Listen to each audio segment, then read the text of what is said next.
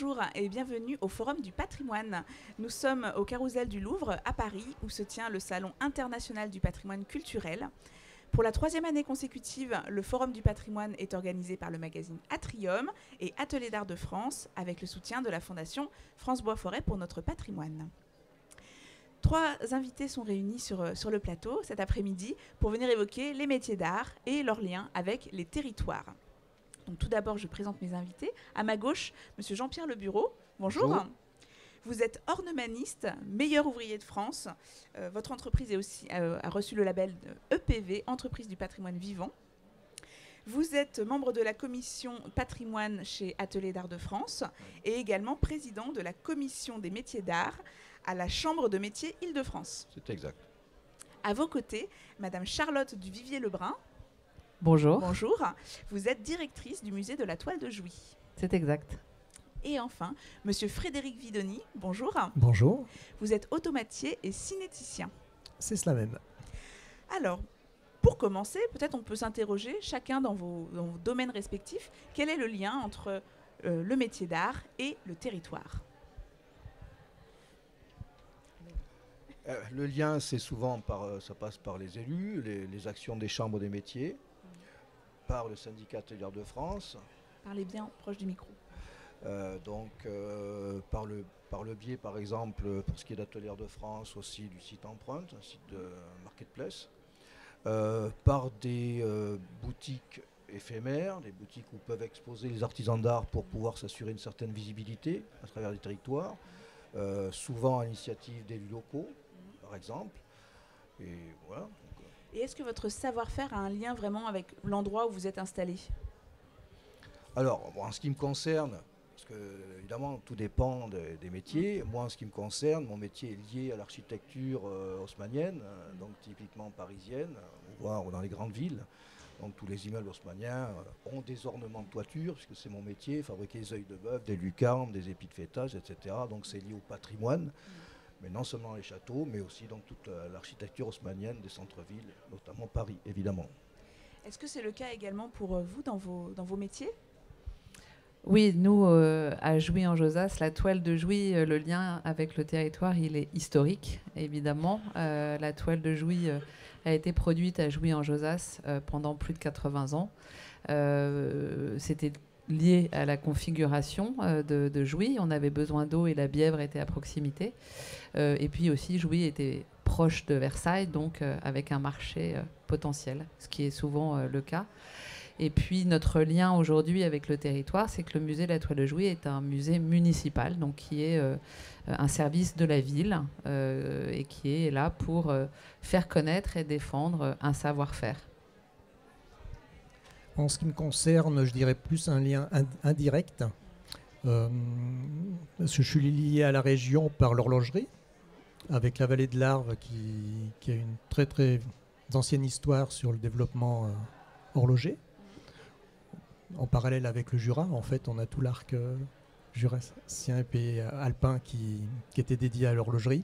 Et dans ma profession, l'horlogerie et les mécanismes font partie de mon activité, mais c'est complété par beaucoup d'autres matières premières et savoir-faire qui viennent compléter ça pour créer notamment des automates de prestige, des androïdes, écrivains, ou de la mécanique d'art en général, les oiseaux siffleurs et les tableaux animés.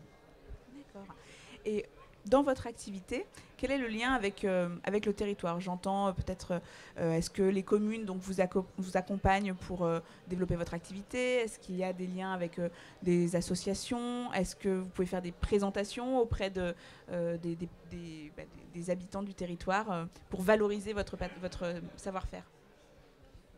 Pour ce qui est de mon activité, ça se fait souvent à travers des expositions dans des lieux plus ou moins prestigieux, donc à l'initiative d'organisateurs, pas seulement comme ici Atelier de France, mais dans des lieux privés. Parlez bien proche du micro. Dans des lieux privés comme les expositions dans l'Essonne, par exemple, le château de Saint-Jean-de-Bourgard et autres. Enfin, donc, il y a des très belles expositions organisées par la Chambre des métiers et à la fois par des organisateurs privés. Il y a aussi, donc, je disais tout à l'heure, des boutiques éphémères. Alors là, avec les municipalités, tout dépend évidemment des élus plus ou moins impliqués, hein. Et en ce moment, on a une problématique de certains salons qui sont annulés pour des raisons d'économie d'énergie. Ça, c'est assez catastrophique, annulé au dernier moment. Ça, c'est un gros problème. On a eu un exemple très très récent. C'est assez catastrophique pour les artisans dont la survie dépend des expositions, des points de vente, quoi.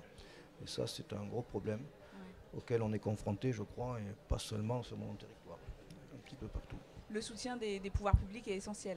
Absolument. Vous vouliez, Tout à fait. Enfin, comme je vous l'ai dit tout à l'heure, nous sommes un musée municipal qui dépend d'une ville qui, je pense, a très très bien compris à quel point pour son rayonnement ce musée était important. Tout le monde connaît la toile de Jouy dans le monde et très peu savent que ça vient de Jouy en Josas. Donc évidemment, ça, je pense que personne ne le conteste. En revanche, dans le climat économique actuel, et on l'a vu avec tout ce qui n'était pas essentiel au moment du Covid, la culture, les savoir-faire, le patrimoine sont vraiment probablement les secteurs les plus en danger. Et malgré le fait qu'ils étaient déjà extrêmement fragilisés, voilà, il y a beaucoup il y a un combat permanent à mener. Voilà. Oui, parce que malgré tout, il y a des actions qui existent. Je pense au 1% artistique, vous qui vous a permis de... Oui, voilà, je voulais aborder aussi ce point-là. Mais il y a un mot important qui est essentiel. On n'a pas mon métier n'est pas essentiel. Voilà. Par contre, si on voit le côté historique et les savoir-faire, ça, pour l'histoire, pour nous aujourd'hui, c'est important de connaître. Et le 1% culturel dont vous parlez, j'ai eu la chance d'en bénéficier en 2013 auprès d'une collectivité locale qui m'a commandé une sculpture animée. Et grâce à ça, maintenant, c'est un support aussi bien pour la commune, qui lui permet justement d'avoir un point supplémentaire pour des touristes, pour des actions pédagogiques auprès des enfants, puisque ma sculpture est liée au bâtiment lui-même, avec son histoire. Et c'est une sculpture moderne, donc il y a aussi le lien justement entre ce qui se passait dans ce bâtiment dans les années 50 à aujourd'hui. Et moi j'interviens aussi par rapport à ça pour expliquer déjà la fabrication de la sculpture, ma démarche entre la sculpture et l'histoire du bâtiment. Et ça a permis, j'ai donné le nom au bâtiment quand il a été inauguré. Donc il y a tout un lien, un ensemble. Donc moi je communique aussi là-dessus, sur cette œuvre, la commune également. Et en fait on arrive ensemble, c'est un petit village, hein, ensemble à donner un intérêt. Et est-ce que les métiers d'art permettent aussi, vous parliez de rayonnement tout à l'heure, justement d'attirer du public, des gens qui seraient intéressés par tous ces savoir-faire pour venir éventuellement acheter des objets ou juste diffuser la connaissance de ces métiers qui ne sont pas forcément connus. Est-ce que vous ressentez ce côté d'attirance pour vos métiers ? Oui, absolument. D'ailleurs, notre présence sur les expositions, elle n'est pas seulement à but... on est content de vendre, évidemment. On a toujours des objets qu'on essaie de vendre. Mais le plus souvent, on est là pour faire des démonstrations de savoir-faire quand c'est possible. Et c'est ça qui attire du monde. Et il y a un regain d'intérêt des jeunes pour nos métiers d'art. Et justement, notre présence sur les expos se justifie comme ça. C'est vraiment aussi, on a le devoir de transmettre, non seulement en tant que Musée de France, mais on a tous le devoir de transmettre le savoir-faire. Et on le fait par le biais d'expositions, de démonstrations. Voilà, donc c'est souvent à but non lucratif, mais il faut le faire. Voilà, c'est absolument nécessaire. Vous ressentez aussi cela Oui, puis je voudrais revenir sur ce qu'on a dit précédemment.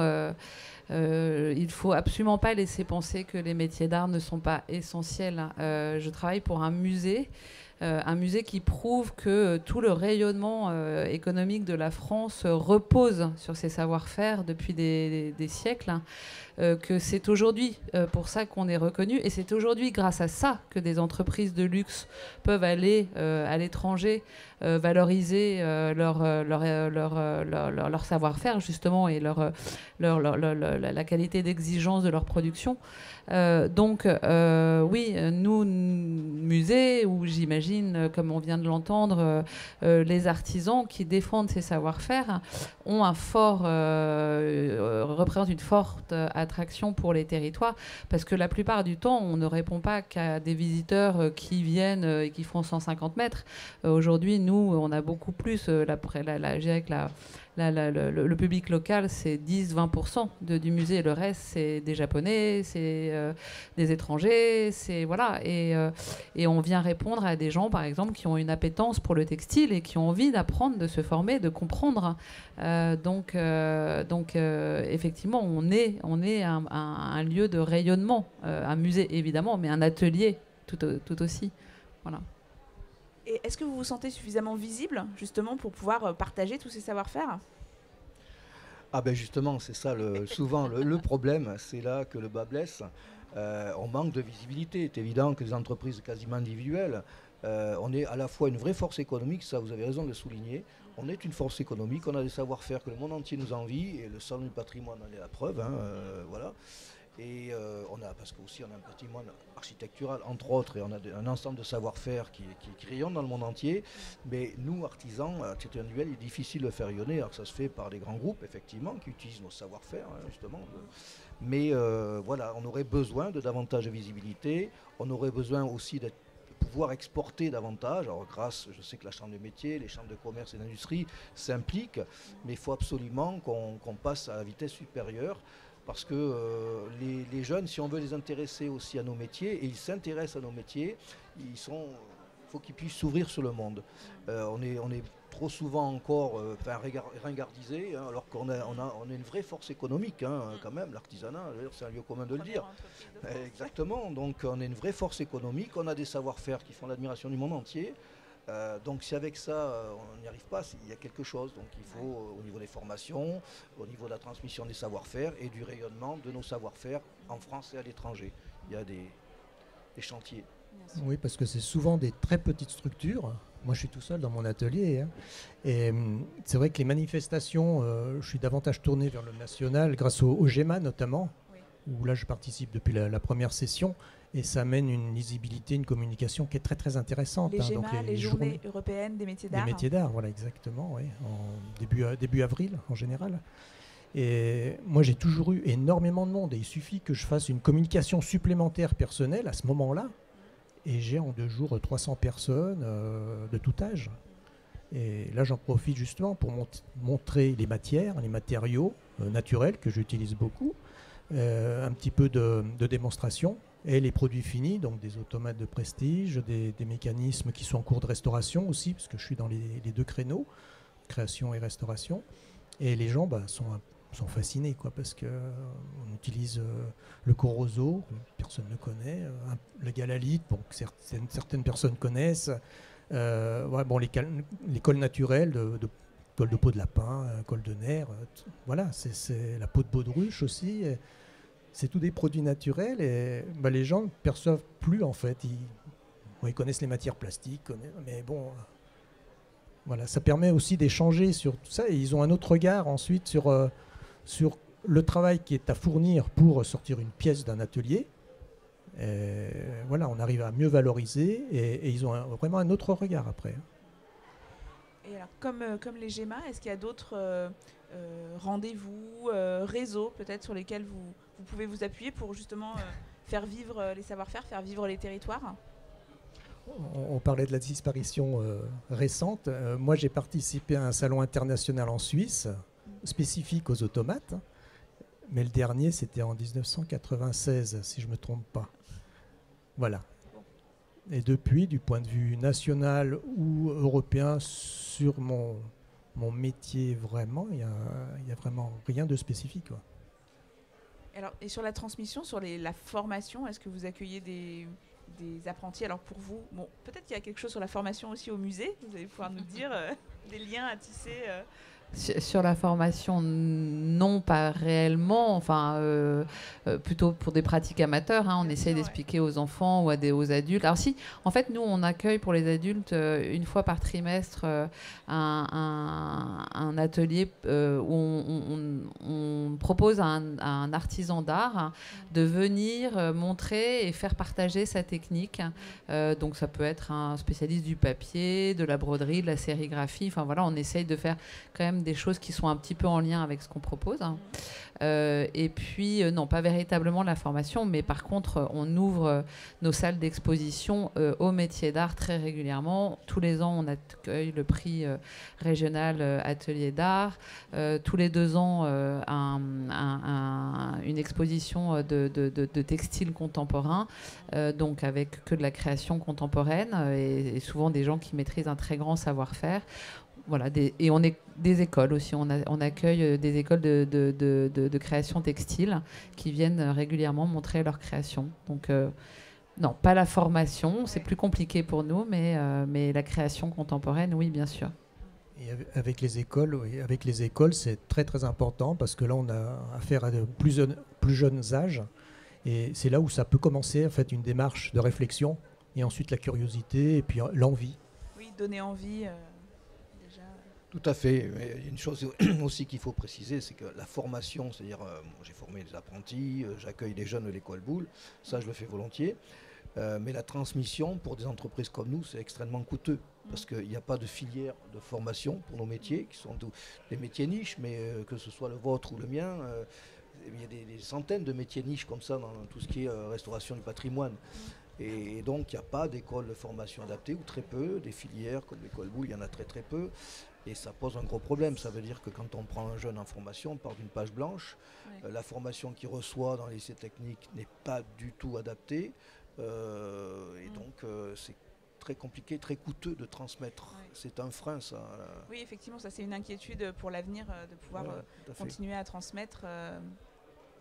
Et est-ce qu'il y a d'autres sujets d'inquiétude, peut-être je pense dans le soutien justement des communes ou des pouvoirs publics envers vos métiers ? Oui, effectivement. Pour les restrictions de budget ou ce genre. Voilà, comme on l'évoquait tout à l'heure, c'est un problème, oui, alors que justement nous sommes de vrais acteurs économiques.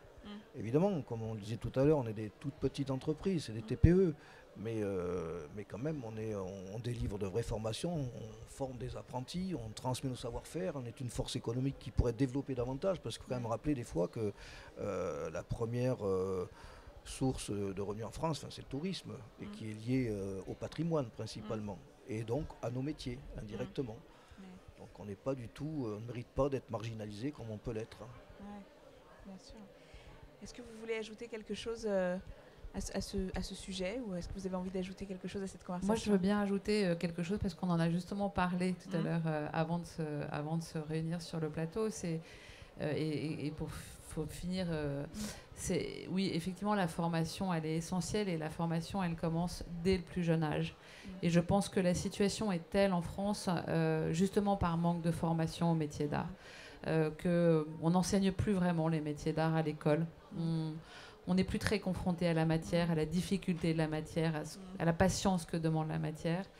Nos musées, les ateliers sont un lieu où on peut le transmettre, le montrer. C'est là que naissent les passions. Et peut-être aujourd'hui que si nos élus ne prennent pas les bonnes décisions, c'est parce qu'eux-mêmes ne sont pas formés à tout cela. Exactement. Et voilà, et il est temps de réagir. Exactement, ce sont des métiers manuels avec de la réflexion. On a le lien direct entre l'esprit et puis les mains et la matière. C'est exactement ça. Si les hommes politiques n'ont pas une formation première là-dessus, ils n'ont pas la sensibilité. Et pour s'y intéresser, il faut vraiment avoir c'est important, quoi. Il faut vraiment en faire quelque chose. C'est l'esprit même du concours meilleur ouvrier de France, c'est l'esprit à la main. Les choses sont en train de changer.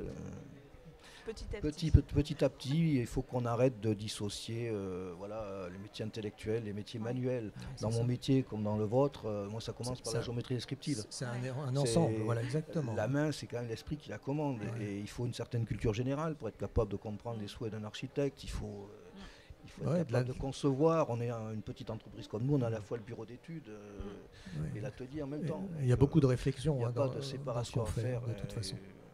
Le métier où on s'épanouit pleinement. Réconcilier le corps et l'esprit. Exactement. Dans un cadre qui convienne. Eh bien, écoutez, si vous n'avez plus rien à ajouter, je vous remercie à tous les trois pour votre participation. Merci beaucoup. Cette émission est à retrouver sur notre site internet Atrium, ainsi que sur le site de nos partenaires Atelier d'Art de France et la Fondation France Bois Forêt pour notre patrimoine. Merci et à bientôt.